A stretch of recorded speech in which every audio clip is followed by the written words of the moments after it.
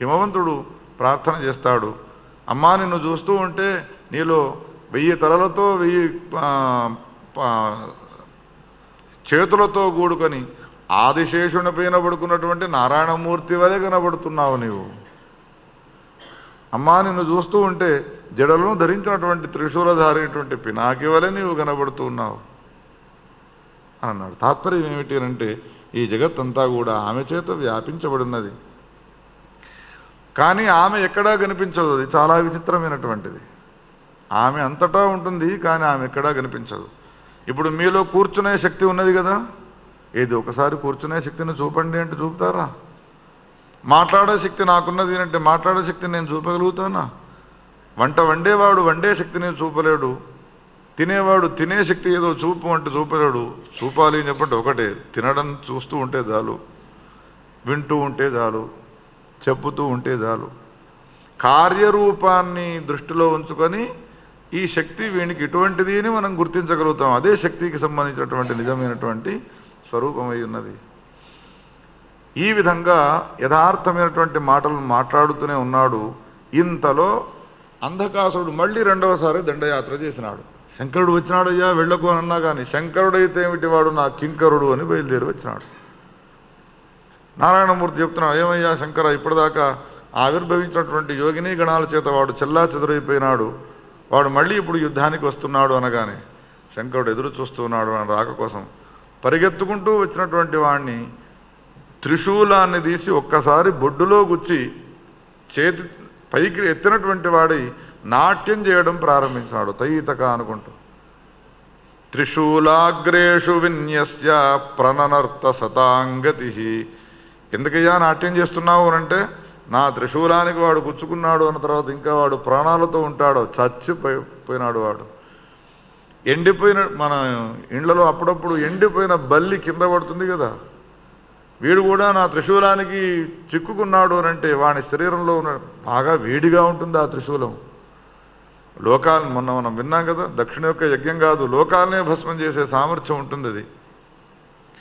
అంతటి భయంకరమైనటువంటి వేడి కలిగినటువంటి త్రిశూలానికి కూర్చుకున్న తర్వాత ఇంకా వాడు బ్రతుకుంటాడా అని నాట్యం చేస్తున్నాడు. కానీ పైన ఉన్నటువంటి అంధకాసుడున్నాడో వాడు విచిత్రమైనటువంటి స్తోత్రాన్ని చేయడం ప్రారంభించాడు. ఇంతవరకు వాడు మూర్ఖుడై ఉన్నాడు. మహాదేవుని యొక్క రూపాన్ని దర్శించగానే వాడిలో ఒక విధమైనటువంటి పరిణతి ఏర్పడ్డది.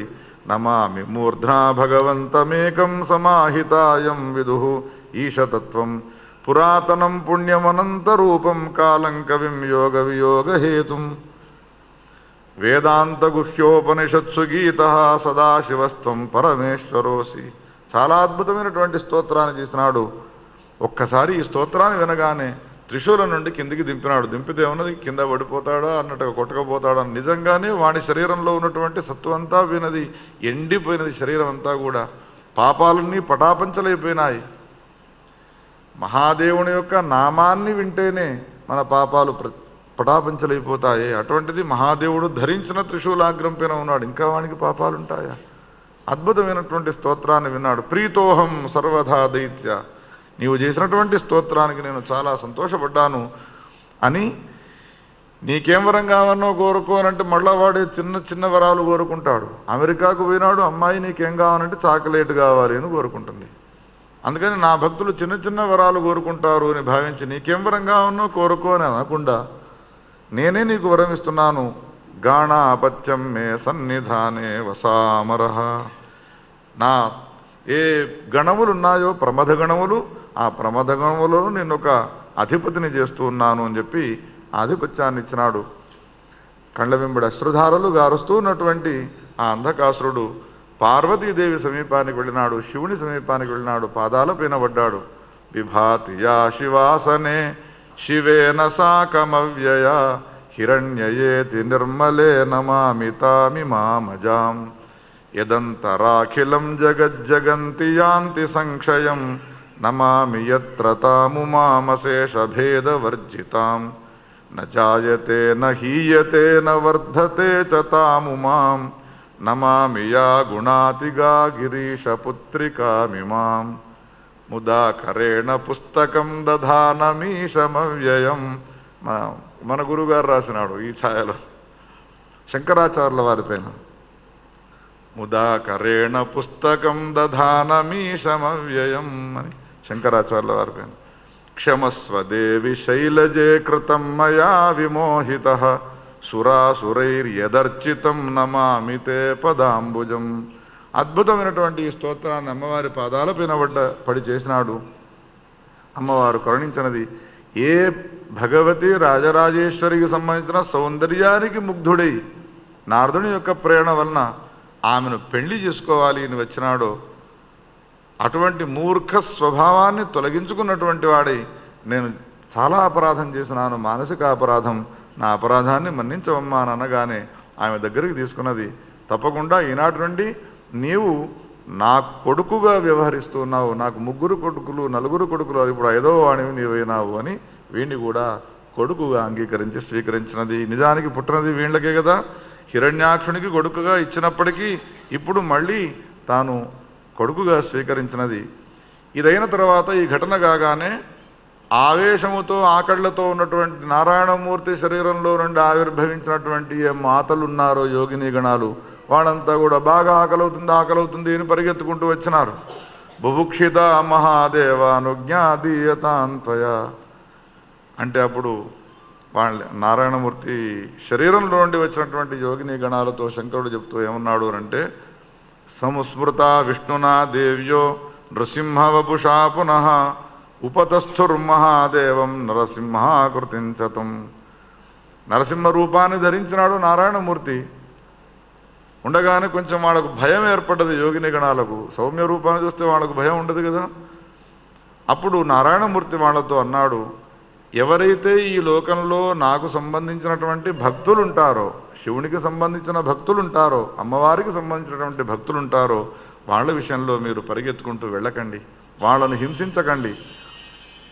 మా 3 అతిక్రమించి మాకు భక్తులు కాకుండా ఉండి నాస్తికులైనటువంటి ఏ వ్యక్తులు ఉంటారో వాళ్ళను మీరు కడుపు నిండా హాయిగా తినండి అని ఆదేశాన్ని జారీ చేసినాట. వ్యాజహార హృషికేశో ఏ భక్తా శూలపాణినః ఏ చ మాం సంస్మరంతిహ పాలనీయా ప్రయత్నతః అని ఈ విధంగా చెప్పి నరసింహ రూపాన్ని తాను ఉపసంహరించుకున్నాడు. ఈ వృత్తాంతాన్నంతా కూడా కూర్మ రూపాన్ని ధరించినటువంటి నారాయణమూర్తి ఇంద్రద్యుమ్న మహారాజు గారికి చెప్పినాడు.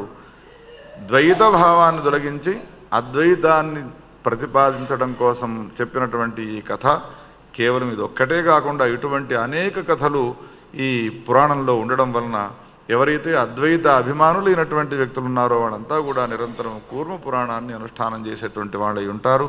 అద్వైత స్థాపనాచారులైనటువంటి శంకరుల యొక్క సన్నిధానంలో మనం ఈ కథాభాగాన్ని విన్నందుకు మనం ధన్యాతిధన్యులమైనామనే విషయాన్ని తెలియజేస్తూ ఇప్పటి ఈ ప్రవచనాన్ని నేను సమాప్తం చేస్తున్నాను. గోపాలకృష్ణ భగవానికి కృష్ణ జనార్దన కృష్ణ జనార్దన కృష్ణ జనార్దన కృష్ణ హరే కృష్ణ జనార్దన కృష్ణ జనార్దన జనార్దన కృష్ణ హరే కృష్ణ జనార్దన కృష్ణ జనార్దన కృష్ణ జనార్దన కృష్ణ హరే కృష్ణ జనార్దన జనార్దన కృష్ణ జనార్దన కృష్ణ జయ కృష్ణ జనార్దన కృష్ణ హరే కృష్ణ జనార్దన కృష్ణ హరే కృష్ణ జనార్దన కృష్ణ హరే గోపాలకృష్ణ భగవానికి